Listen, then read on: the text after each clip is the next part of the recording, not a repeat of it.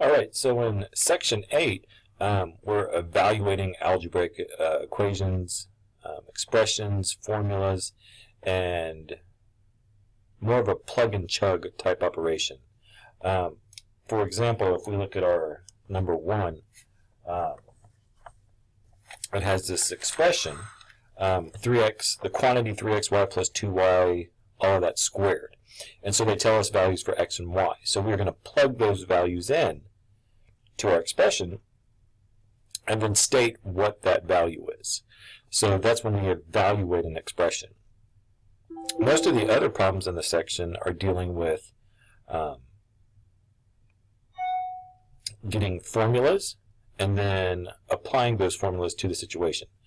So a lot of times it says use the correct formula to solve the problem, and they give you examples to look at in the text. So this one you're looking at, find the distance covered by a jet ski. So there is some distance formula in example 6 of our text that we will need. It's probably the rate times time equals distance would be the one that we would use for this particular problem. And there we go down here. So we have this idea of rate times time equals distance. So they're getting you some familiarity with the formula that you will need. There's other formulas in the sections. There's markup. And so I'm going to do a couple examples on the supplemental video that I'm going to make. But also wanted to look at some of these, like number 12.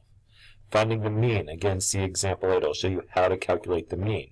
The mean is the same thing as the average, or it's not the exact same things, but it's what most people think of as an average. You add all the numbers up and you divide by the number of numbers that you had. And then they had some with markup. And again, there's examples in the text that talk about markup.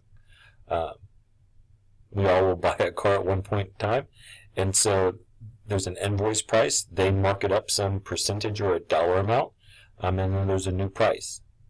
So that's something that you can explore with on this, is using those formulas to help you find out values of things.